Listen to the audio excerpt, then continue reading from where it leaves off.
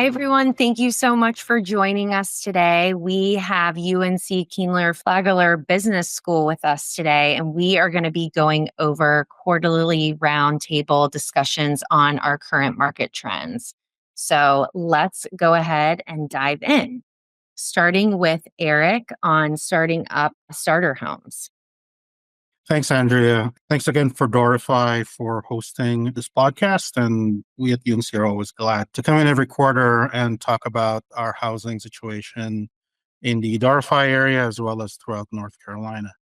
So here at UNC for the last couple of months, we've been having some conferences. We just finished our housing affordability conference in December, and we hosted the North Carolina Housing Roundtable just a few weeks ago. And a lot of the discussion has been about housing supply. And so that's what we decided to talk about today is looking at housing supply in North Carolina, and particularly housing supply for entry-level home buyers, or what we typically call starter homes, which is very important for the market and also very important for the audience of Doorify. So NAR came out a couple of months ago with a stat that said the average first-time home buyer in the United States is now 38 years old, which is a record high. And that just means that people are having to wait later in life and later on in their career to have an income big enough to buy their first home, their starter. And that to me was a very alarming statistic, that the dream of purchasing your first house, moving from a rental to your first house, working with a realtor to buy your first house, is now more and more out of reach for younger people, which is definitely not a good thing for our communities. So Roberta and I and Jacob are going to be talking about what has changed, what has typically been the starter home for many communities in the past, and what might be some discussions or issues we need to talk about in order to make starter homes more abundant again in our market. So traditionally for starter homes, as this slide shows, are mostly smaller homes. Freddie Mac defines them as homes below 1,400 square feet. As you can see from this chart, we're just building less of them. It used to be a very big part of our market in the 70s and 80s, and now we hardly build any houses that are 1,400 square feet or less. And so the average house right now in the United States is about 2,200 square feet. And of course, larger houses are more expensive. And if we stop building starter homes for the last 2 decades, there aren't any starter homes to sell today. And so I think the policy of having smaller homes, and smaller homes means you have to allow smaller lots.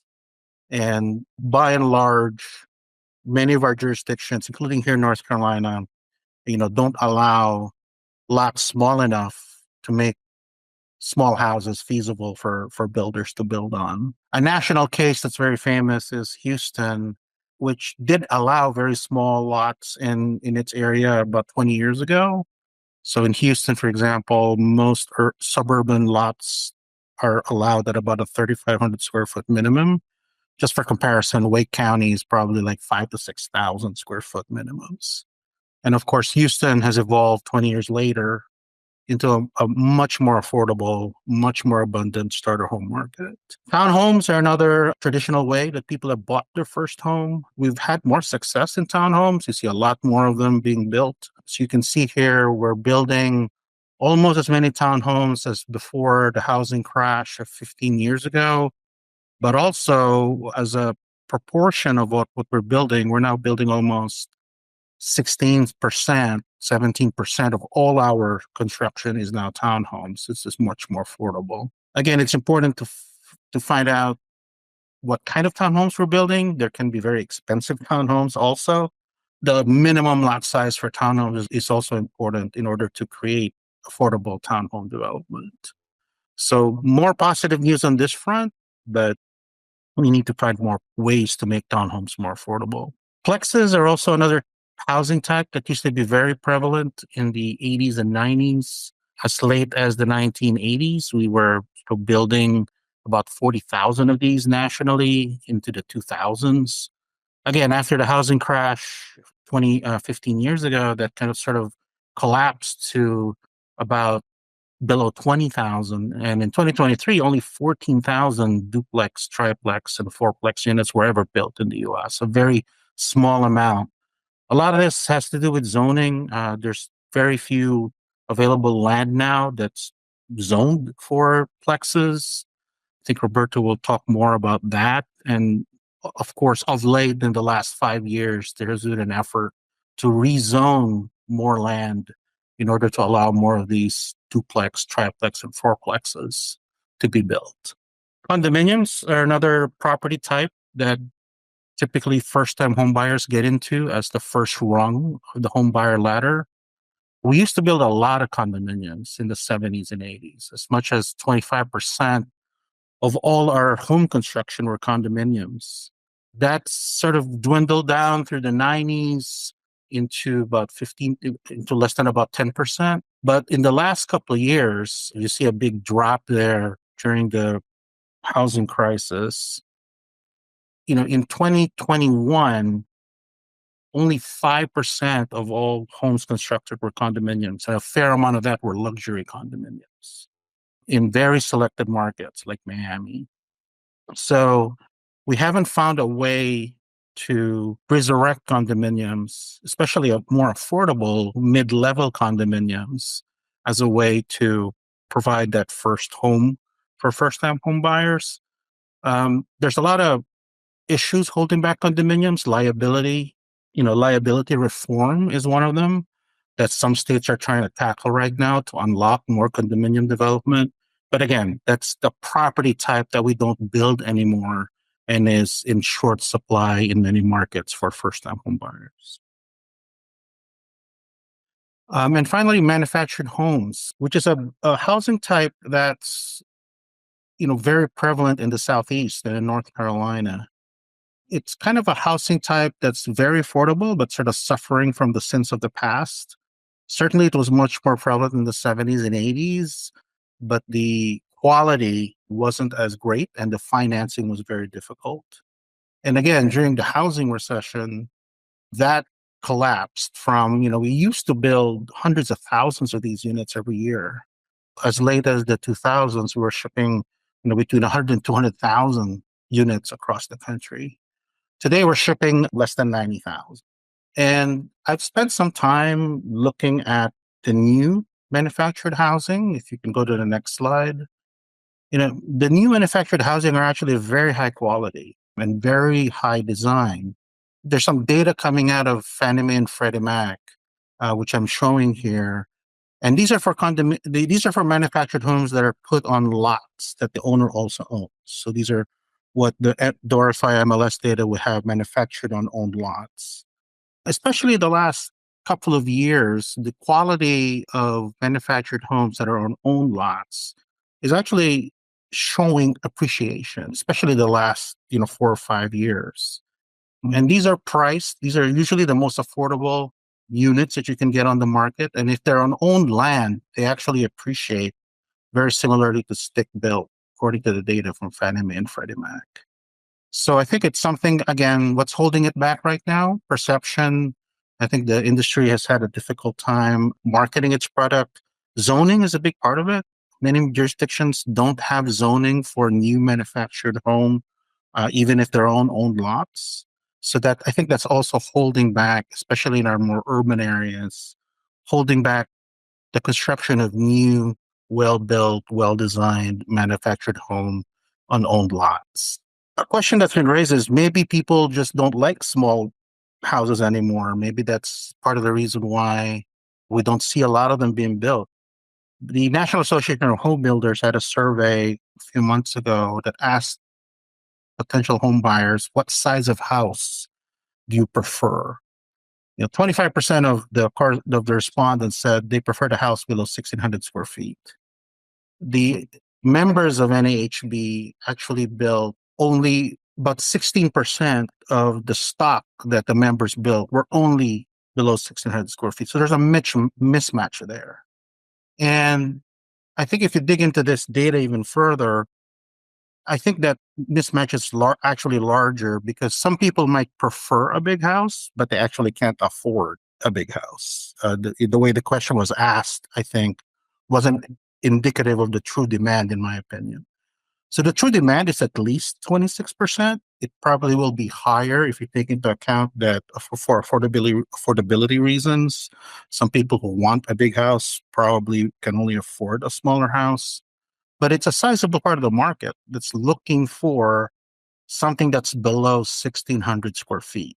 And as kind of we mentioned before from the stats nationally, we haven't been building those for a very long time. And so the argument is there is probably a demand for that and a pent up demand for that. And I think the builders are slowly trying to recognize that. So looking at Doorify MLS data, I think the data shows that since we haven't been building these types for a very long time, it's not a very big part of the market right now. Single family residential is about 80% of the market. It's from the last 2 years of sales. Townhomes are more prevalent.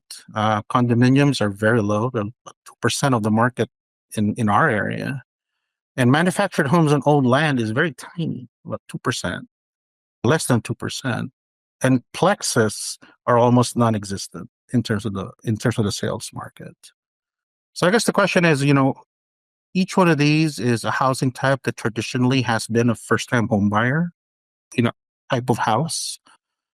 There are barriers right now to a lot of them being built, new ones being built. Some are zoning, some are financing. A lot of it is industry. We don't have the same stock of small builders that we used to have also that are doing these projects, which tend to be smaller. But if you look at the next slide, also from Doorify data, those are the types that actually have more affordability. So if you look at the median sales price or the sales per square foot or the affordability index of each one of these property types, that's where right now you see a lot of the affordability. Even in today's market, townhomes, condominiums, and manufactured homes are much more affordable for our area than single family residential. So, I think that's a topic that we continue to look at here at UNC. And I think Roberto will talk a little bit more about, some prospects for this type of development going forward. Well, these numbers are really interesting because I think that looking at all of this and comparing it, we really have affordability issue, limited supply, just so many things up against a lot of these variables. Um, and to see it all together is very interesting. And the affordability index, I think, is the most interesting to look at because I would not suspect that single family would be as low as it is. Yeah. And, we always view new construction as the future supply that's available Yep. for people to buy. So, today's new construction is tomorrow's affordable housing. Hmm. So I think trying to find ways to build at lower cost today is very challenging. Yes. We don't allow in our area as much small size lots. We don't allow, plexus in many places. We don't allow a lot of things that can be more affordable to build, or we make them very expensive for developers to get permission to do. Right. So those are some ways that we can look at to see whether we can diversify what we build, especially in terms of size, land size, as well as unit size, and see whether there's a market out there. And the national statistics and surveys seem to show that there is a market for it. It'd be interesting to move that down into the North Carolina market or the Triangle market, and find out if that same kind of desire to buy new, cheaper, and smaller exists. So I suspect that there is, but we just don't make it easy nowadays for builders to try and do that. We actually have a question. Currently, there is an economist blaming most of the housing shortage on regulation. Would you comment on how much you would attribute to regulation? Just curious your thought on that. Well, I think regulation, and we're probably talking about zoning when we talk about regulation. I think regulation plays a big part of it because zoning kind of dictates a lot of what can be built and how many can be built and how expensively, in some cases, how things can be built. And so, again, I kind of mentioned there have been places in the US that have tried to address this. And I mentioned Houston as an example. Houston did a amendment of their zoning in the late 90s, and they shifted from like kind of like we are today, 5, 6, 7,000 square foot minimum lot sizes for new construction. And inside the inner city, they allowed as low as 1,500 square foot lots. And in the greater Houston area, including the suburbs, they allowed 3,500 square foot lots. And 20 years later, there's, thousands and thousands of small houses, townhomes, and more affordable. And I think that's made Houston, by a lot of measures, a more affordable city than many, U.S. cities. And we have the luxury of seeing sort of the outcome of that, 20 years later. And that's what you normally would need to see from a zoning reform, is like, what is the outcome, 10 years later, 20 years later. So we know that it worked for Houston and other cities when you sort of remove or make the regulation more open to more types of housing.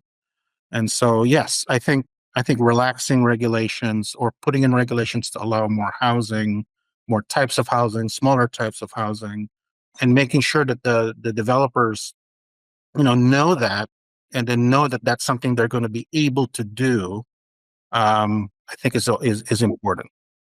If I may add to Eric's point, I think obviously zoning matters, and that adds impact the cost of land for development. But there are also a lot of other things that do matter, like red tape, how long it takes to get approvals. Most developers have to borrow money to start development, and you got to keep on paying on that. There is no money coming until you kind of build and sell or lease up.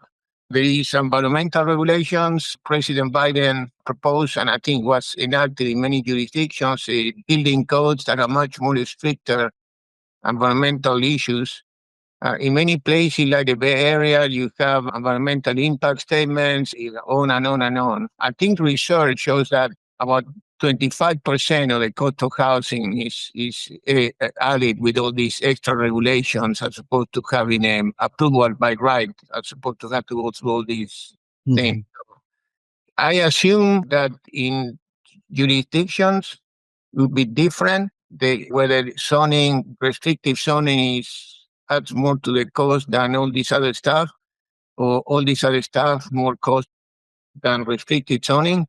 But there's no question that the two of these things play a role. You may recall that from one of the many executive orders President Trump signed last week, telling agency to try to cap price increases and deal with the issue of inflation.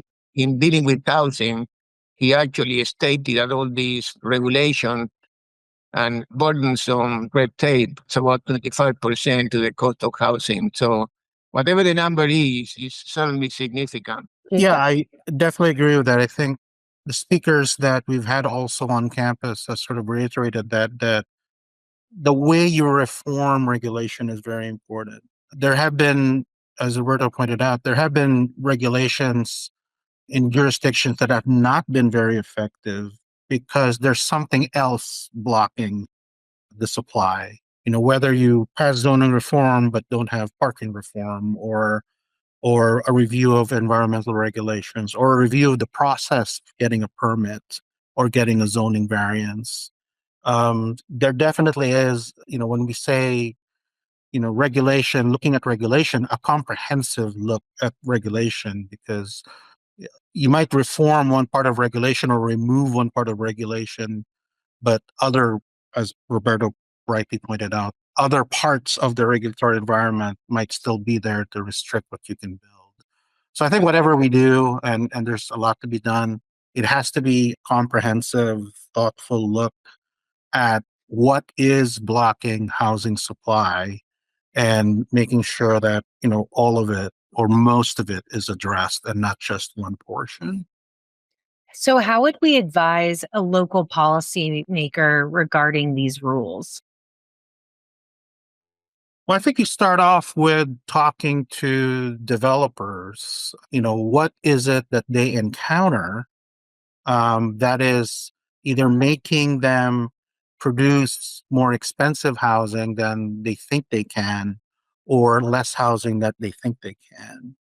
And I think a thoughtful, honest, open dialogue would be the first basis for reviewing that.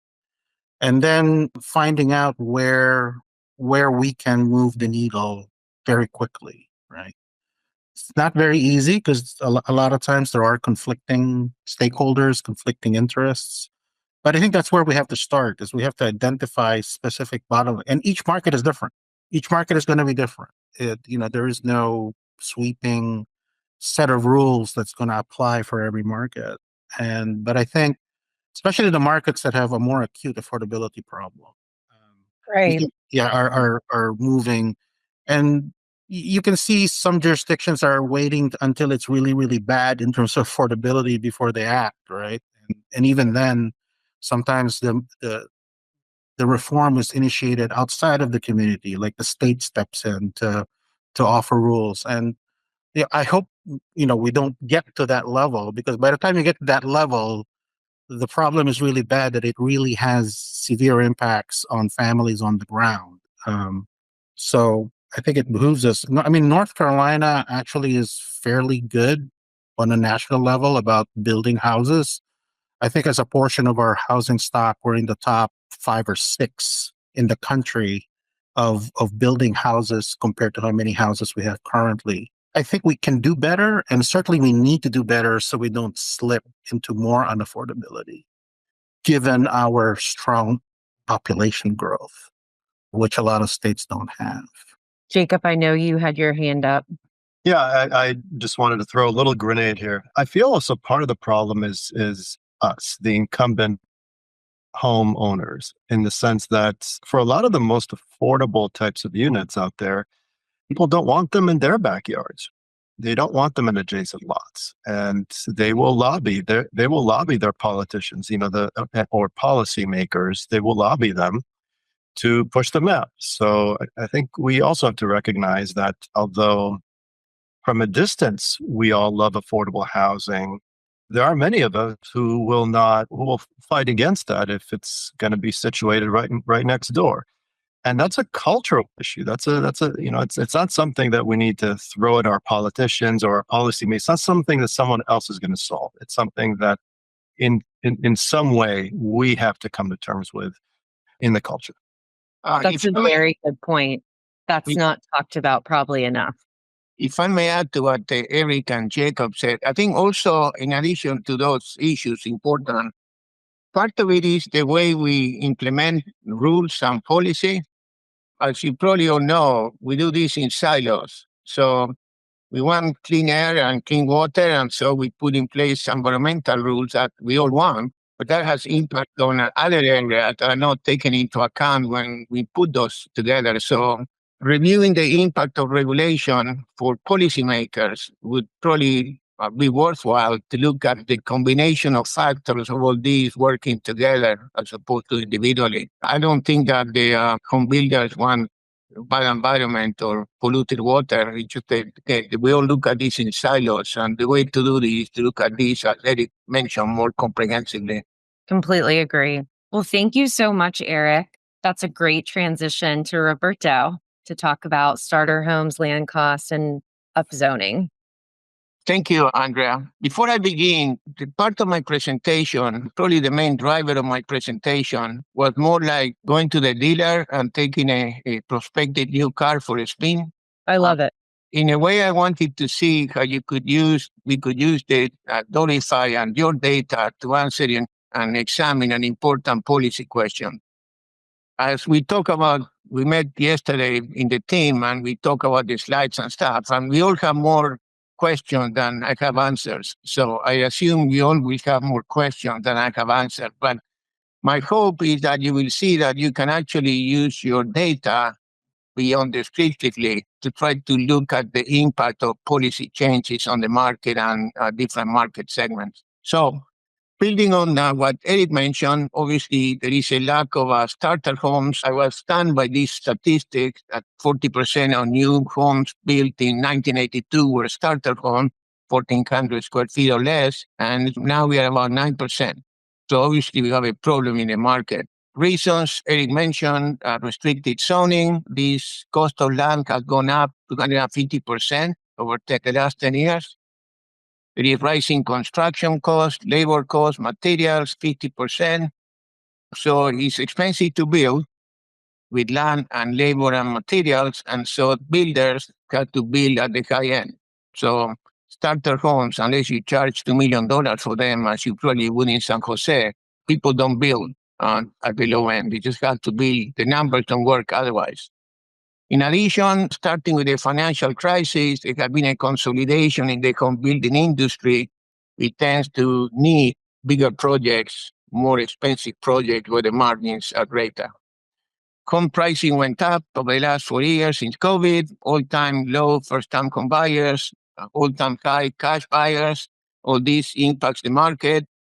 And Eric mentioned the average first-time home buyer is now 10 years older than 40 years ago. So there are reasons for this beyond the housing market. People go to school, they have a student debt, they delay marriage, they don't start families at all sometimes. And so all these kind of that were impetus for home buying now is being delayed or maybe never put in place. So there is probably a reason for that. But the fact is that, as Eric mentioned, from a policy perspective, next, I think we've been arguing that one of the reasons we don't see more starter homes is the problem of zoning or restrictive zoning. So lot sizes decline over time, about 20% less than 10 years ago. So it's about 8,500 square feet now. This is nationally. At the same time, houses have become larger, about 2,300 square feet in 2022. So we have a combination now of smaller lots, bigger houses. So my concern with these zoning reforms is that older homes typically are less valuable than similarly sized new homes.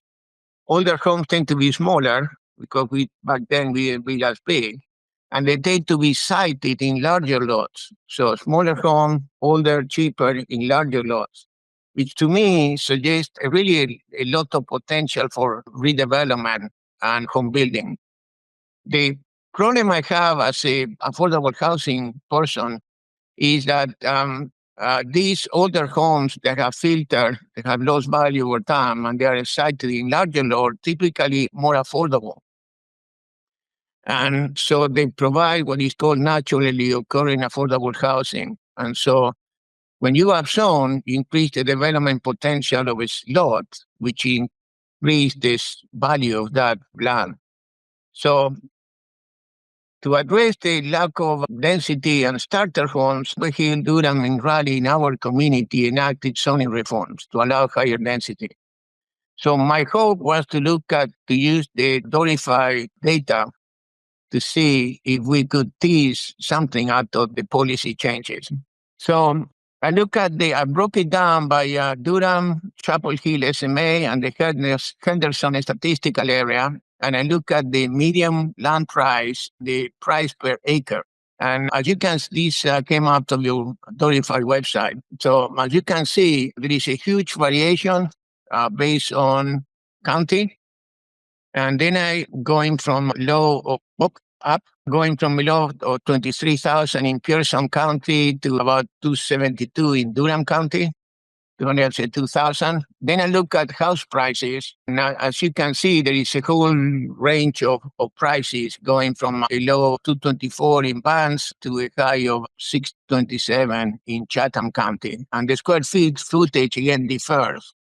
Again, without trying to make much of it, you can see often that the prices per square feet of housing are not, in terms of from low to high, they do not are not similar to the price per acre from low to high. There is some kind of difference between the cost of land per acre and the square feet cost. I mean, so there is something about this worth exploring. Why is it that we see that big differences in the cost of land and the score per square feet of homes? Because Chapel Hill and Raleigh implemented zoning reforms, I was hoping to see some of the things would be somewhat different. And you can see the cost of land in Orange County obviously is lower than in Chapel Hill, about 10 times more the cost per acre within the Chapel Hill School District, I would think. The houses are also significantly priced differently, although the square per feet are not that much different. So, and with regard to Wake County, the price per acre is significantly higher in Raleigh than it is in the rest of Wake County. And houses are not that much different. So to me, just looking at this number and trying to guess what is happening, I would argue that because of the county, the impact of zoning reforms in the town of Chapel Hill and the city of Raleigh seem to be less because the price of homes they're not that different. So maybe again, these are new ordinances, new rules. It may take time to implement, and so we may have new stock that would make housing cheaper in the town versus relative to the city. But again, the numbers suggest that there is something here that was exploring more. Yeah, I just wanted to add a comment, Please. which is if we go back to the previous slide there, Andrea, it's hard to tell directly from the data, but one could speculate that the reason, for instance, that in Orange County we're seeing a relatively low dollars per acre land price, but very high dollar per acre price in Chapel Hill specifically. On the other hand, if we look at Durham County and Wake County, the dollars per acres are fairly high. So what's going on there? And speculate that in Orange County, a lot of the land that's being transacted is sort of in the periphery. It's more potentially rural, and that's why we're seeing those lower per acre prices. Whereas perhaps in Durham, a lot of the land that's being bought is perhaps closer to the city limits or even within the city limits. So it's higher dollars per acre because it's just land that from a geographic point is more desirable. And that brings up, I think, a really interesting point. So I want to lean into what Roberto says, which is we would love to understand, because there were policies that were enacted, zoning, et cetera, that was enacted in all of these jurisdictions. But somehow that leads to different outcomes. And I think it's important to understand why it is that when we're upzoning in one fashion versus another, we're also going to lead to different outcomes. And, to the earlier question was raised about how do we advise a policymaker? At some point, the policymakers, presumably who are behind the upzoning, they're going to want to see an impact of their policy. And so this data, at least eventually, hopefully, can help us and be more accurate when we're saying it's not enough, to Eric's earlier point, that you just, for instance, decrease the minimum per unit lot size. You also have to adjust other aspects, things to do maybe with setbacks or parking regulations in front of the property, things of that nature, in order to get the best combination that would lead to on the ground improvements in affordability. Yeah, we put our thinking hats, the team, and we came out with these takeaways. Obviously, there is great variations in land cost and home prices across triangle counties. So this suggests to me that drive till you qualify continues to be the kind of the ruling here. People can't find affordable housing if they cannot drive far enough to where they are. Larger homes are more profitable, obviously, and the demographics that can afford these larger homes has grown in our triangle area. A lot of migrants from New York and California and other places where housing costs are quite high. Our prices are a bargain to them. So the higher profitability of building at the high end, in some ways, has to do with the fixed cost associated with home builders. So these fixed costs make them cheaper in a bigger house where you have 3,000 square feet than in 1,400 square feet. So builders take the greater profit building larger homes. So to me, a combination of these demographic forces, and economic forces will probably make up zoning, if it works, and maybe work for an unintended segment of the market that is at the high end of the market, not the low end of the market. So to me, unclear still whether we are going to see a great impact of upzoning in our counties without many more changes, like Eric mentioned, in other areas beyond just the zoning change. So we think it will take time. So maybe as you all collect more data, we could see these issues over time, see we can see difference. We can see, just guess, that based on the number, there seems to be more activity in the city of Durham than the county of Durham. But in Orange and Wake, it's kind of the reverse. There seems to be more activity in the Orange and County than in the Chapel Hill and Raleigh, respectively. Obviously, we cannot blame the zoning changes for this. There are two reasons for that, but there's something to continue to explore. So as Jacob mentioned, our hope is that to be able to tease out whether this higher activity within the city of Durham may also reflect more effective land use revisions than those that happen in Chapel Hill and Raleigh. Again, my exercise of taking the data for a spin kind of raise more questions than answers that we have at the moment. But I do think that it shows the promise that you can actually do a lot more than the stuff we've been doing it with the data set. So something positive that I would love to kind of end with, obviously, like we know it's tough to find starter homes, right? For that first time home buyer, like due to the perfect storm of so many different factors. Like you have high demand, low supply, you have rising costs. And then what we've talked about is just zoning regulations. And that is going to take, it is going to take some time, right? So it's going to create a big challenge for not just first time home buyers, but they have limited budgets. So what's something, I guess, positive that we can give kind of hope for those types of people, like when, they're looking, or just based on this data and what we're seeing in the market? It's difficult to know, but without sounding ironic, but the cost of rents have gone down. So if they can buy yet, renting, continue to be renters is cheaper to them. I know that's not a solution to the problem, but that's good to know, right? Yeah. Yeah, and that's a really great example of supply working. So we have allowed, or we have a lot of apartment units being constructed and delivered in the Triangle area, particularly in Raleigh and say Charlotte is another good example. And when you allow builders to build more supply, the costs to the renters go down because of abundant supply. Now, I guess the question is, how long can we sustain that? You allow people's incomes to catch up to prices. So in a way, even if that situation kind of tapers off in a few years, at least people's incomes have caught up a little bit to the cost, right? So that makes it affordable going forward. That by large hasn't happened in the ownership market. We still aren't building enough for prices to moderate so that people's incomes can catch up, especially first-time home buyer incomes, right? That's why people are having to wait partly longer and longer, because their incomes have to be higher to buy that first home.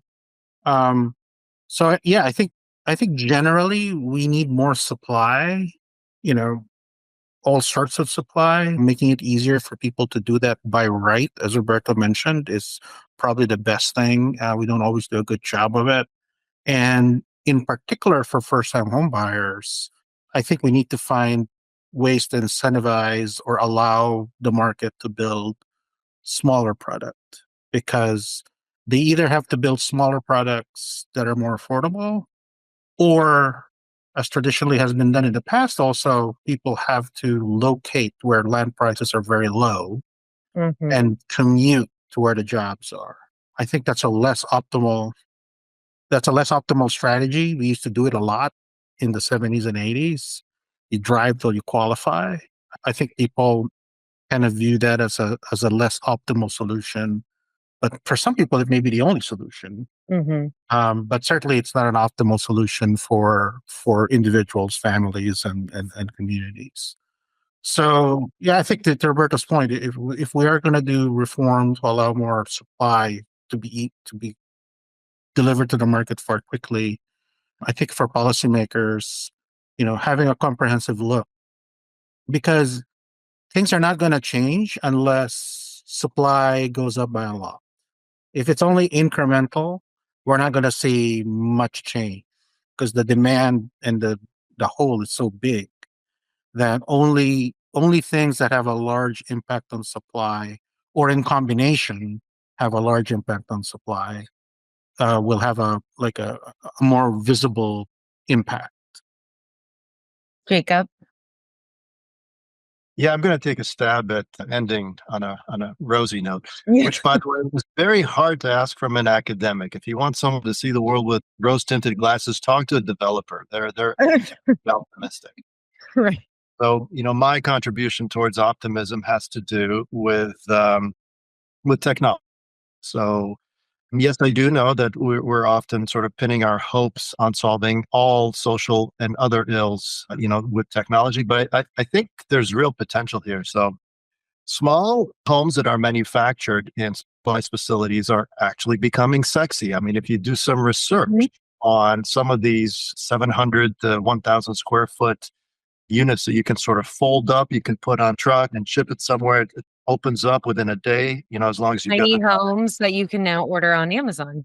Exactly. And so here's a blast from the past. Between 1908 and sometime in the mid 40s, you could have ordered a home from Sears that you would then build yourself. I think about 75,000 of those things were sold between. Oh, no. Yeah. And so I think technology is going to make it feasible for this. And because earlier Eric was mentioning that there's a kind of a cultural barrier to buying and living in a manufactured home, I think that this has a very good chance of changing. We are seeing also some very large investors and developers, for instance, Graystar, investing in large scale facilities to produce modular type units for like assembling multifamilies, almost like Lego blocks.